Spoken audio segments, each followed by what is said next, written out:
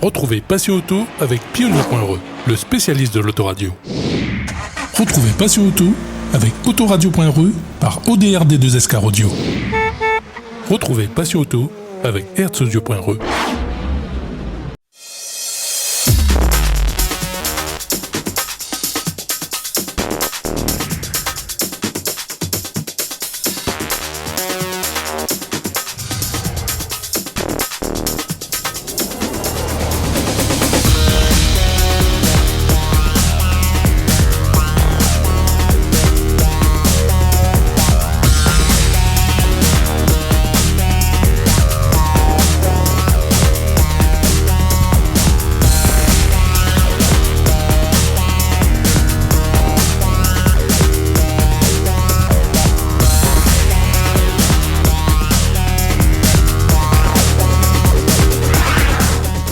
Bonjour à tous, bienvenue dans cette édition de Passion Auto.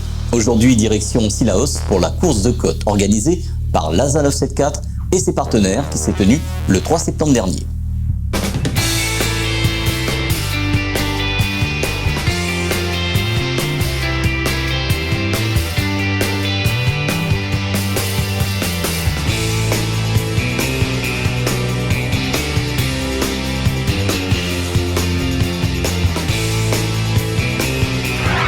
C'est dans le cirque de Cilaos que l'ASA 974 a organisé le 3 septembre dernier sa 4e course de côte.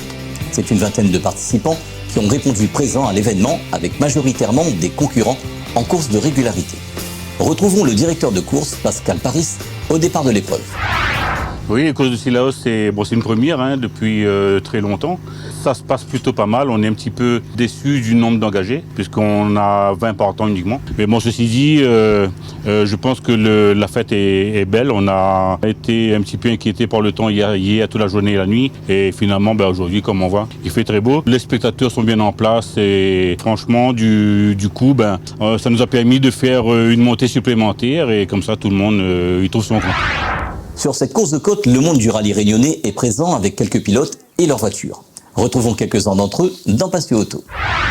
Bon, déjà, c'est un plaisir d'être sur cette course de côte à Cilaos. Ça fait du bien de retrouver le cirque. La journée se passe super bien, il fait beau, on a pas mal roulé, donc il nous reste encore 2 montées. Pour le moment, on est classé 3e derrière les 2 R5, donc c'est plutôt positif. Et on s'amuse, quoi. Et c'était vraiment sympa de retrouver le cirque et la fraîcheur des hauts. C'est ça, on est monté samedi avec toute l'équipe, petit repas en famille avec les amis, etc. Belle petite soirée. Et pour attaquer aujourd'hui sur la course de côte, donc un super week-end, on peut pas demander mieux. Alors je ne serai pas là sur la ronde de l'Est parce que j'emmène mes élèves sur un événement, donc une compétition des métiers en métropole. Donc on se présente sur la compétition des intégrateurs robotiques. Et je serai là ensuite sur le rallye de Saint-Jean. Donc dommage pour la ronde de l'Est parce que c'est un rallye que j'affectionne beaucoup. Mais en tout cas, j'espère que le paddock va bien s'amuser. Et puis c'est parti remise, on sera là à Saint-Joseph. Guillaume Rousseau, C2 Super 500. Ça se passe bien. On a quelques petits soucis au niveau de la cartographie. Et bon, on s'amuse, voilà. L'essentiel est là, on fait plaisir les spectateurs et nous, on s'amuse. Et donc voilà, on se prépare pour la ronde de l'Est. Ça se passe assez bien, mais bon, c'est pas vraiment le top. Toute la partie neuve en bas, la route neuve, là, impeccable, c'est un billard, il n'y a pas de problème. Mais tout ce que je gagne ici, la partie là, je le perds sur les 700 mètres là-haut. Les 700 mètres là, c'est un tape-cul. Et en plus, les voitures qui partent devant, ils emmènent toute la merde sur la route, quoi, en quelque sorte. Donc voilà. Et puis bon, j'ai des petits soucis de freinage depuis ce matin. Il y a le maître cylindre de frein qui est en train de rendre l'âme. Bon, on fait avec. Je prends du plaisir, c'est bon, c'est le principal. Voilà. Déjà, content d'être là parce que on s'amuse et c'est l'occasion de rouler un peu. Et c'est aussi l'occasion d'essayer la voiture parce qu'on a changé les pièces après la casse du Tour Auto. Bon, pour l'instant, ça se passe bien. Il reste encore une montée. Notre ami Gianni est pas loin derrière. Bon, de toute façon, dans une course de côte, c'est le meilleur chrono qui compte, quel que soit le nombre de passages. Mais ça va. En tout cas, on s'amuse bien et l'équipe était bien, une belle organisation et content d'être là. Oui, Tilika dans Cilaos, moi personnellement ça nous permet après le Tour Auto, comme on a révisé un peu la mécanique, de voir si tout fonctionne bien. Et puis c'est un roulage, toujours un roulage de plus, quoi. Comme on n'a que 6 rallyes, donc c'est tout bénef pour moi personnellement. Maintenant les autres je sais pas, mais c'est bien organisé. On a même eu une montée en plus, donc nickel, c'est très bon week-end, et il fait beau, il y a le soleil. Les courses de côte, c'est aussi la régularité. Retrouvons quelques passionnés VMRS présents sur l'épreuve de Sillaos. Eh ben, on est très content d'être là à la course de côte. Donc pour la partie régularité que nous on représente, on est 15 engagés avec nos voitures de série et on profite de cette belle route fermée organisée par l'ASA 974. Ça se passe très bien. Le temps est au rendez-vous heureusement. Alors que ce matin c'était un peu gras, c'était un peu compliqué. Mais là on s'amuse vraiment bien. Donc avec les voitures, tout le monde se fait plaisir en sécurité. On essaye de viser. Alors là en régularité de course de côte, on a un temps cible qu'on choisit. Les vitesses hautes c'est 2 minutes. Après c'est 2 minutes 15 pour les intermédiaires et 2 minutes 30 à réaliser. Le plus proche de ça va avoir le moins de pénalité, va l'emporter. Voilà le principe pour la course de côte par rapport au rallye. Alors on a la moitié des points de championnat qui sont exigibles, qui sont éligibles ici. Donc ça permet pour ceux qui font le challenge régularité de faire les 6 rallyes de la saison et les 3 courses de côte. Et aux courses de côte, comme il y a moins de kilomètres, on a un barème de 10 points pour le vainqueur, 6 et 4, de 10, 8 et 6 pour les 3 premiers. Et ensuite ceux qui participent et qui terminent, ils ont quand même 4 points. Et en rallye normal, c'est 20, 16 et puis 14. Et ça permet comme ça que les participants ils aient quand même des points. Et les 3 premiers ont un bonus. Donc ça permet de faire un challenge, un championnat sur l'année, on est content. Et ça a permis de faire venir du monde et de motiver les troupes, donc moi je suis satisfait. Voilà. Ça se passe bien, on va dire, il fait chaud. Bon là, on va dire, nous essayer de faire le maximum ce qu'on peut avec la voiture. On est un peu limité par rapport, on va dire, aux grosses voitures devant. Mais bon, on reste 3e pour l'instant, donc on essaie de faire le maximum pour rester à cette place-là et on verra la suite après. Alors, je vous présente ma voiture, une Alpine A110S de 300 chevaux avec 1080 kg sans le pilote à l'intérieur. Voilà, on fait de la régularité, de la course de côte, c'est super. On a un temps de référence auquel il faut être le plus près. Ni être trop rapide, ni être trop lent. C'est le principe de la régularité. C'est un peu dur pour moi parce que je travaille beaucoup. Donc hier soir, il a fallu se coucher à minuit, se lever à 5 heures pour faire la route. Le corps est un petit peu faible, mais ça va. On va pouvoir y arriver. Une course de côte de Sillaos qui se termine bien, ce qui présage le meilleur pour la suite. Retrouvons l'élu de la commune de Sillaos, suivi de Yon, pour faire le bilan de cette journée.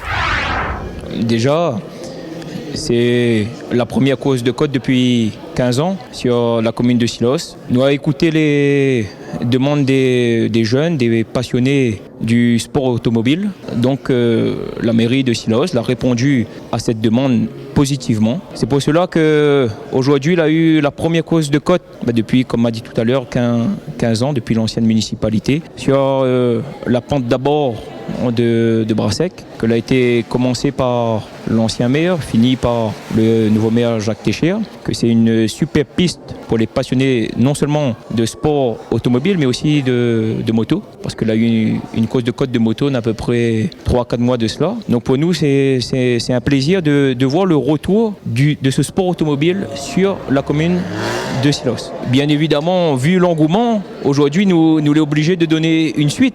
Il y a tellement de gens, là venu voir moi tout à l'heure, moi Pierre, c'est formidable et c'est un plaisir de revoir ça ici, non seulement à Brassec, mais sur l'ensemble de la commune de Sillaos. Donc effectivement, j'attendrai le retour de l'association pour une possible deuxième course de côte dans les prochains mois ou l'année prochaine. Mais avant tout, il faudra penser aussi à ramener un rallye, on va dire un vrai rallye, parce que les considérer aussi comme un rallye, une course de côte, mais un rallye officiel de l'île de Réunion ici sur la commune de Sillaos. Bonjour tout le monde. Course de côte nationale ASA 974 à Sillaos. Donc là c'est la 4e course de côte ASA 974 et c'est la première qu'on fait en dehors de Salazie. C'est une réussite. On a tenu le programme, on a fait plus de montées que prévu et ça s'est super bien passé. On avait une commune qui était à notre écoute et qui a répondu aux besoins de l'accueil de la course de côte. On a passé une super journée. On avait des pilotes qui étaient motivés. Bon, ils n'étaient pas en grand nombre, on était une vingtaine de véhicules, mais ils ont joué le jeu. Bon, c'est vrai que c'est pas facile, ça engrange beaucoup de frais de déplacer des véhicules jusqu'à Sillaos. Mais on a quand même une vingtaine de pilotes qui ont répondu à l'appel. On reviendra l'année prochaine.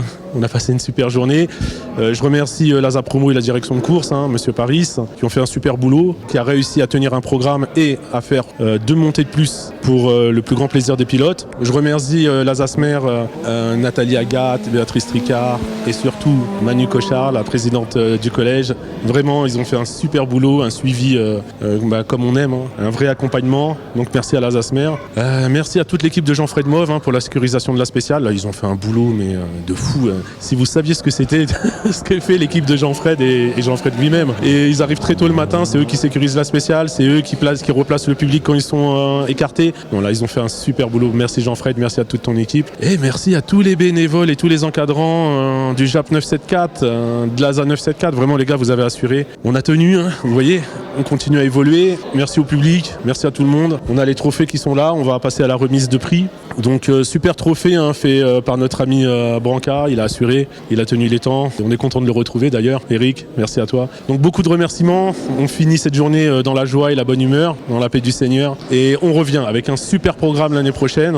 Allez, une exclue pour Passion Auto. On prépare Saint-Joseph le 19 novembre, donc course de côte, ça sera la 5e, toujours en national, toujours FFSA, toujours avec l'ASA 974, toujours avec le JAP 974, toujours avec nos camarades de l'ASA Promo, de l'ASA Smer, toujours avec l'équipe de Jean-Fred Mauve. J'ai oublié Manu Révelin, commissaire technique, même si Juned il est pas monté. Merci à toi Manu, merci Juned pour les petits conseils. Saint-Joseph, l'Eliane en montant le 19 novembre, 3 km 7. C'est dans les starting blocks, c'est parti. Parce qu'on aime Passion Auto, une super exclue pour l'année prochaine. La mairie de Salazie, monsieur le maire en personne, avec son directeur de cabinet, monsieur Grondin, veulent le rallye de Salazie. Donc je vous annonce que vendredi dernier, au comité directeur de la Ligue, il a été validé le premier rallye régional de Salazie qui sera porté par l'ASA 974 et tous ses partenaires. Ça sera le 22-23 juin. Vous pouvez vous préparer, 40 km exclusivement dans le cirque de Salazie. Merci à toute l'équipe de Salazie, merci à la Ligue Sport Auto, merci à notre super président, monsieur Christian Posé. Bon, des fois c'est dur, hein, on est obligé de se plier aux règles et notre président veille à ce que les règles soient bien appliquées. C'est tout un honneur d'être accompagné par un président, on va dire, de cette envergure. Donc je reviens au rallye de Salazie, 22-23 juin 2024, rallye de Salazie régional, 40 km, et qui comptera dans le championnat de la Réunion, des rallyes. Donc le championnat des rallyes, il y aura un 7e rallye, ça sera le rallye de Salazie. Voilà, merci à vous tous.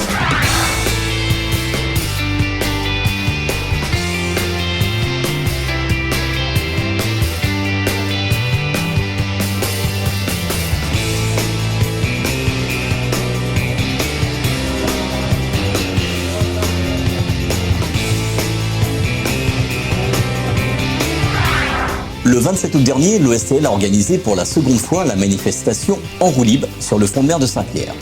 C'est dans le but de faire rouler les vélos et les nouveaux moyens de transport alternatifs que le front de mer est fermé à la circulation automobile. C'est aussi l'occasion au club de voitures anciennes et Youngtimer de venir exposer les plus belles autos du département. Nous sommes actuellement donc à Saint-Pierre sur le front de mer à l'occasion de cette journée spéciale de l'OSTL de la municipalité de Saint-Pierre pour une exposition également de voitures anciennes avec Monsieur Europol qui est le président de cette association qu'il va présenter. Alors nous, c'est le club Auto Longtemps, club qui a quand même plus de 40 ans maintenant d'existence. Et on était invité dans le cadre de journée roue libre, je crois, avec le STL de Saint-Pierre, dont je remercie au passage la municipalité et le STL. Alors aujourd'hui, nous ne sommes pas trop nombreux, parce que pour des X raisons, mais sinon, on a une panoplie de petites voitures à découvrir. Vous avez de belles petites pépites, comme l'on dit. J'ai remarqué par exemple la Caravelle qui était à côté d'une Floride. Alors pouvez-vous nous expliquer un petit peu la différence entre les deux? La différence, il faut être devant la voiture pour bien comprendre parce que l'avant n'est pas exactement la même, mais sinon le moteur, tout ça, c'est la même chose. Mais vous avez la grille d'aération à l'arrière aussi qui n'est pas disposée pareil et une grille sur le côté aussi d'aération qui n'est pas pareil que la Caravelle. Et d'autres véhicules à nous présenter aujourd'hui? Personnellement, mon cœur bat pour cette magnifique 404. Regardez l'état de cette voiture. Elle est dans son jus d'origine. Voilà. Sauf que le gars, il a rabaissé, c'est son goût. Hein. Mais après, sinon, elle est à l'identique à l'origine. Voilà. L'esprit de votre club concernant les véhicules d'époque, c'est de rester d'origine au plus près possible? Oui, l'esprit d'un passionné, c'est avant tout de rester dans le jus, dans l'authenticité. Après, de refaire un petit peu, mais je veux dire, garder son âme, l'âme de la voiture. Sinon, après, ça n'a plus d'intérêt. Et vous avez beaucoup d'adhérents? On est 80 adhérents dans l'association Club Auto Longtemps. On ne pouvait pas donc ne pas passer par le stand du club Rallye Légende et notre ami Jeff qui est toujours présent à toutes les manifestations, Jeff. Oui, bonjour Patrick. Oui, écoute, oui, présent. Bon, on essaye de promouvoir notre passion et les voitures qu'on aime bien. Donc, encore, sur ce coup-là, on n'a pas fait une demande particulière. On a été contacté par Ulrich, que je remercie, de l'OSTL, donc l'Office du sport et du temps libre de la ville de Saint-Pierre, qui, suite à la montée panneau historique, a vu un peu, certainement sur les réseaux sociaux, un peu tout ce qui était relaté sur cet événement, et qui m'a contacté, qui m'a demandé, il nous invitait en tout cas à cette journée roue libre. Donc aujourd'hui, 27 août, sur le front de mer Saint-Pierre, place du Rotary. Donc on a accepté avec plaisir. On n'a jamais vraiment fait quelque chose sur Saint-Pierre. On fait souvent nos points de rendez-vous le matin pour aller faire nos sorties. Mais on n'a jamais fait quelque chose sur la ville de Saint-Pierre. Et c'était une super occasion avec un site excellent, un beau temps. Et voilà, donc on est content. Là, on doit être à 33, une trentaine de voitures. D'ailleurs, on est tout juste. On s'est serré un peu parce que l'emplacement est quand même pas, on peut pas pousser les murs, comme on dit. Donc le nombre qu'on est est largement suffisant. Donc il y a une très grande variété de la Fiat 500 jusqu'à Lancia Delta, Toyota Celica de plusieurs générations. En fait, multimarque, comme on aime bien, multimarque sportif. Voilà. Merci et on tentera de te suivre pour la suite puisque tu as d'autres projets là pour cette année. Écoute, oui, donc on a une invitation le 9 septembre sur le Foot Festival, donc avec Monsieur Guy François, donc qui organise le salon, le Motor Show à Léon-Vendève. Donc une petite expo pour nous faire un peu sortir de notre zone sud. Donc on sera sur Saint-Paul. En plus de nuit, donc on est rarement de sortie de nuit. Ensuite, il y aura les classiques ouvertures de rallye Mercier-Alsace-Mer, donc les 16 et 17 septembre. Et puis on va essayer de caler une petite journée patrimoine avec quelques autos et sur un site un peu qui sort de l'ordinaire, faire quelque chose un peu de différent cette année. Voilà. Alors sur l'esplanade de Saint-Pierre sur le front de mer, nous avons ici l'exposition de Rallye Légende et sur cette expo, on a une petite pépite, un vrai bijou, on va dire, c'est cette voiture et leurs propriétaires successifs. Nico et Stéphane, toi tu as été donc le premier propriétaire et ensuite ça a été toi Stéphane. Alors racontez-moi déjà comment ça s'est passé. C'est une histoire d'amour, une histoire de passion. Raconte-moi ça. C'est une grande histoire d'amour et de passion effectivement. Moi depuis l'âge de mes 13 ans, je suis fan de la voiture. Donc je roulais à vélo et je m'arrêtais quand je la voyais et je restais 1 heure à contempler la voiture sur Saint-Denis. Enfin bon, c'était pas celle-ci mais c'est le même modèle. Honda NSX, donc 3 litres, 274 chevaux avec un V6 central arrière. Voilà, Nico, donc raconte-moi un petit peu l'histoire, comment ça s'est passé pour la transmission de ce bel objet. En fait, une fois j'étais sur le parking de Jumbo à Sainte-Marie, j'étais venu avec la voiture justement. Monsieur a débarqué, on a commencé à parler, il a regardé la voiture parce qu'il était un grand fan de la NSX aussi. Et du coup, l'amitié s'est fait comme ça. La fameuse Honda NSX, elle est sortie en quelle année ? En 1991. Son histoire, alors, on va dire... Honda avait gagné 3 fois champion du monde de Formule 1 et il voulait faire une voiture pour concurrencer les Porsche, Lamborghini, Ferrari. Du coup, ils ont eu l'idée de faire cette voiture qui, pour l'époque, est tout en aluminium déjà, qu'il soit moteur, châssis, une voiture légère avec toute la technologie qu'ils ont acquis en F1. Voilà. Ce qui t'a plu, c'est la technicité, la technologie et le look peut-être aussi, non ? Un look indémodable. On l'appelle la Ferrari japonaise, effectivement. Ouais. Un look indémodable même aujourd'hui. Déjà la première approche, c'était c'est un peu comme lui. C'est-à-dire que j'ai ouvert un livre il y a 30 ans de ça. J'ai vu cette voiture, déjà la coupe et je tombais fan tout de suite. Et toi Stéphane ? Pareil. Moi c'est la coupe. Oui. Premier abord c'est la coupe. Quand on la regarde avec les phares qui se lèvent, les pop-up, fameux pop-up. Je la trouve indémodable. Ouais. Ouais, c'est intemporel, effectivement. Aujourd'hui, si quelqu'un ne connaît pas la voiture qui passe devant, on ne va jamais dire qu'elle a 30 ans. Il faut vraiment s'y connaître. Mais il y a des personnes qui m'ont déjà demandé quelle année. Quand je dis 91, ils sont vachement surpris. C'est une voiture indémodable, avec une grande technologie. Mais ce qui me surprend encore plus avec ce modèle particulièrement, c'est sa préservation. Alors là, je vous félicite tous les deux puisque vous êtes les propriétaires successifs. Alors, c'est quoi le secret pour préserver une voiture à ce point-là ? Elle ne roule pas, elle est dans le salon ? Un garage fermé sous bâche. C'est exactement ça. C'est quand elle sort, on la lave. Quand elle rentre, on la lave. Et après, c'est au coucher et sous la bâche. Et en termes de motorisation? C'est une 3 litres, donc V6 3 litres. Après, au niveau VTEC. Alors, au niveau VTEC. Pour être tout simple, c'est une distribution variable, c'est-à-dire qu'on va privilégier le couple à bas régime et la puissance à haut régime. Donc à partir de 6000 tours, vous avez un autre moteur en fait. Quand vous accélérez à 6000 tours, là c'est vraiment tous les chevaux qui se développent. Nico, c'est un spécialiste des VTEC puisque tu as quand même d'autres voitures, hein, et on va dire VTEC toujours. Donc la première VTEC, c'est la NSX. Et puis c'est sorti en plus petit modèle, la Civic et la CRX. Et même en moto, il y a eu la Honda VFR VTEC. Exactement. Merci et bonne journée. Merci. Ce best-of de Passion Auto est à présent terminé. Dimanche prochain, on reviendra en images sur la Ronde de l'Est. Bonne semaine à tous et à dimanche prochain sur Télé Créole et les radios partenaires. Retrouvez Passion Auto avec Pionnier.re, le spécialiste de l'autoradio. Retrouvez Passion Auto avec Autoradio.re par ODRD2SK Radio. Retrouvez Passion Auto avec Hertzaudio.re.